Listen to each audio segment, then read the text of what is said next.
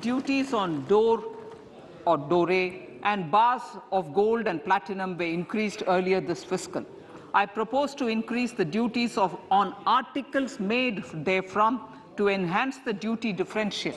I also propose to increase the import duty on silver doors, bars and articles to align them with that on gold and platinum.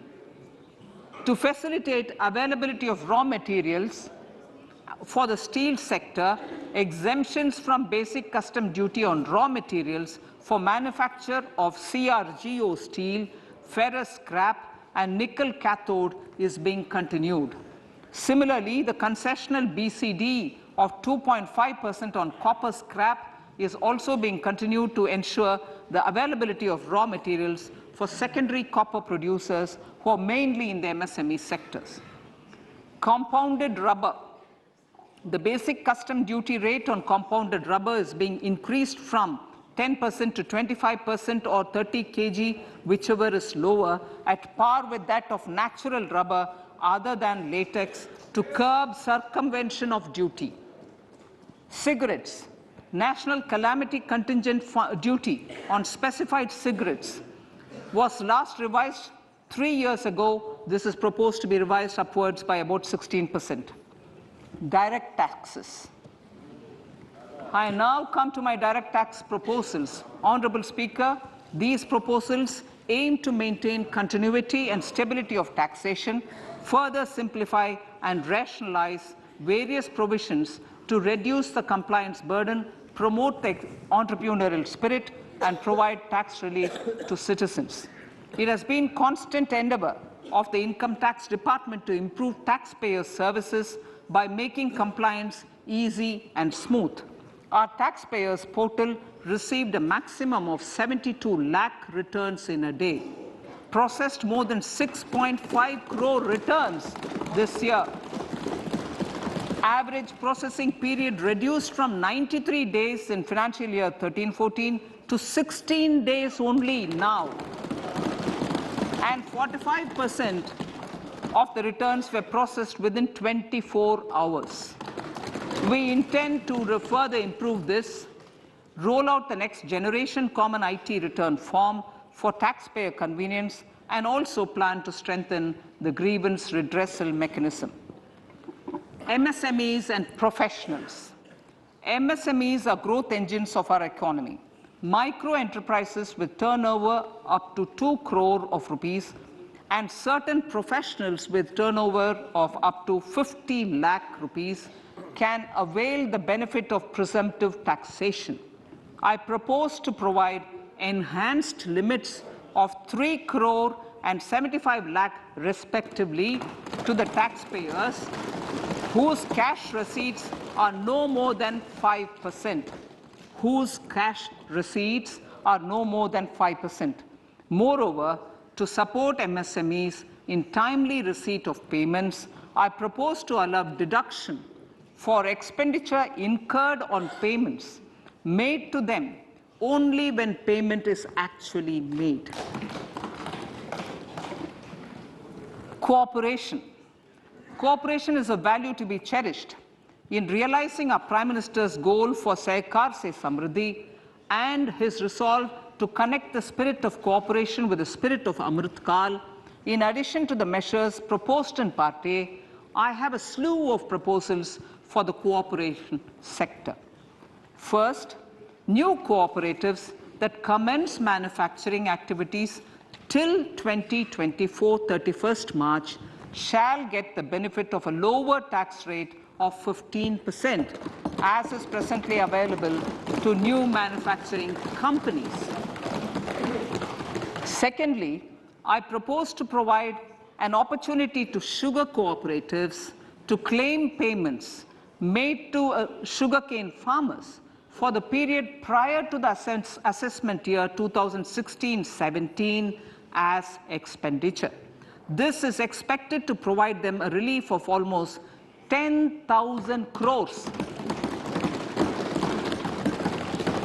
Thirdly, I am providing a higher limit of 2 lakh per member for cash deposits to loans in cash by primary agricultural cooperative societies and primary cooperative agriculture and rural development banks. I repeat that. Thirdly, I am providing a higher limit of 2 lakh per member for cash deposits to and loans in cash by primary agricultural cooperative societies and primary cooperative agricultural and rural development banks. Similarly, a higher limit of 3 crore for TDS on cash withdrawal is being provided to cooperative societies. Startups.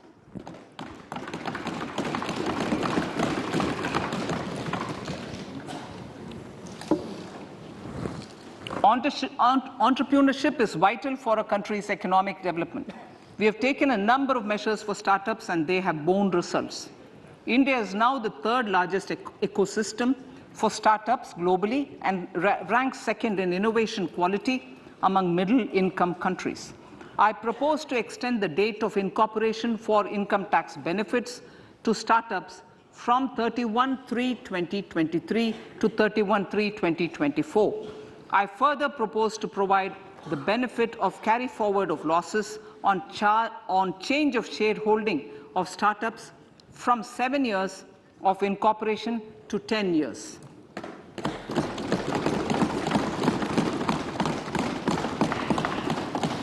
To reduce the pendency of appeals at commissioner level, I propose to deploy about 100 joint commissioners for disposal of small appeals. We shall also be more selective in taking up cases for scrutiny of returns already received this year. Better targeting of tax concessions. For better targeting of tax concessions and exemptions, I propose to cap deduction from capital gains on investment in residential house under Section 54 and Section 54F to 10 crores. Another proposal with similar intent is to limit income tax exemption from proceeds of insurance policies with very high value. Rationalization. Honorable Speaker, sir, there are a number of proposals relating to rationalization and simplification. Income of authorities, boards, and commissions set up by statutes of union or state for the purpose of housing, development of cities, towns, and villages, and regulating and developing an activity or matter is proposed to be exempted from income tax. Other major measures in this direction are removing the minimum threshold of 10,000 for TDS and clarifying taxability relating to online gaming, not treating conversion of gold into electronic gold receipts and vice versa as capital gains, reducing the TDS rate from 30% to 20% on taxable portion of EPF withdrawals in non-PAN cases, and taxation on income for market-linked debentures. Other major proposals in the finance bill relate to the following: extension of period of tax benefits to funds relocating to IFSC, GIFT City till 31/3/2025, decriminalization under Section 276A of the Income Tax Act, allowing carry forward of losses on strategic disinvestment, including that of IDBI Bank, and providing EEE status to Agniveer Fund. Personal income tax.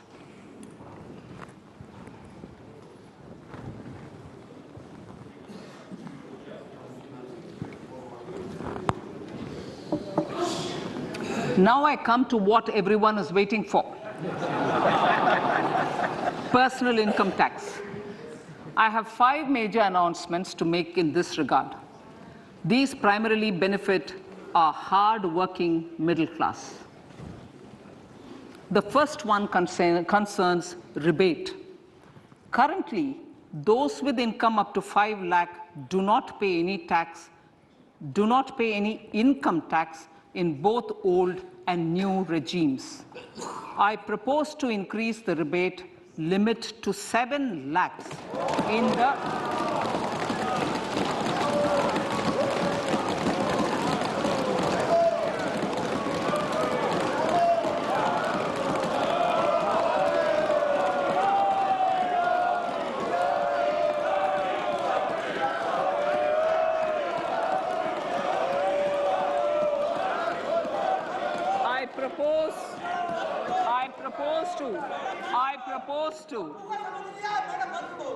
propose to increase the rebate limit to 7 lakh in the new tax regime.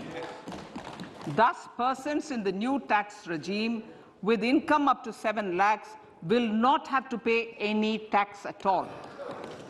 The second proposal relates to middle-class individuals. I had introduced in the year 2020 the new personal income tax regime with 6 income slabs starting from 2.5 lakh. I propose to change the tax structure in this regime by reducing the number of slabs to 5 and increasing the tax exemption limit to 3 lakhs. The new tax rates are 0 to 3 lakh, nil. 3 to 6 lakhs, 5%. 6 to 9 lakhs, 10%. 9 to 12 lakh, 15%. 12 to 15 lakhs, 20%. And above 15 lakhs, 30%. This will provide major relief to all taxpayers in the new regime.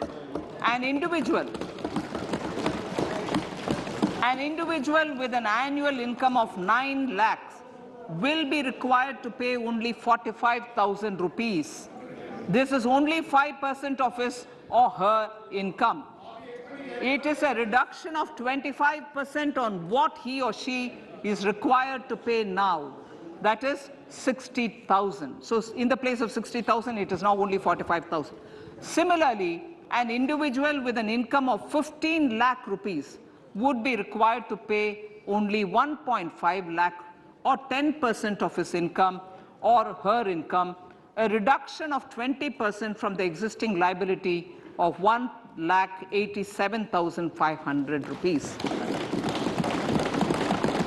My third proposal is for the salaried class and the pensioners, including family pensioners, for whom I propose to extend the benefit of standard deduction to the new tax regime.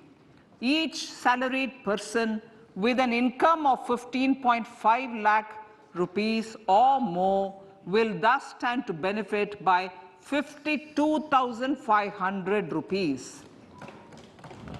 My fourth announcement in personal income tax is regarding the highest tax rate, which in our country is 42.74%.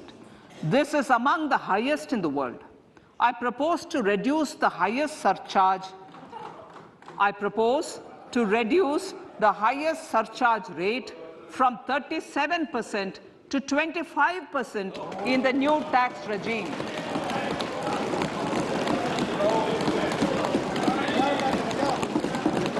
This would result in reduction of the maximum rate. This would result in the reduction of the maximum tax rate to 39%. Lastly, the limit of 3 lakh rupees for tax exemption on leave encashment on retirement of non-government salaried employees was last fixed in the year 2002, when the highest basic pay in the government was only 30,000 rupees per month. In line with the increase in the government salaries, I am proposing to increase this limit to 25 lakh rupees.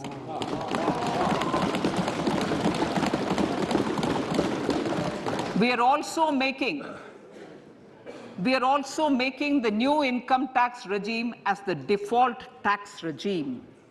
However, citizens will continue to have the option to avail the benefit of the old tax regime. Apart from these, I am also making some other changes as given in the annexure. As a result of these proposals, revenue of about 38,000 crore to 37,000 crore in direct taxes and rupees 1,000 crore in indirect taxes will be foregone, while revenue of about 3,000 crore will be additionally mobilized. Thus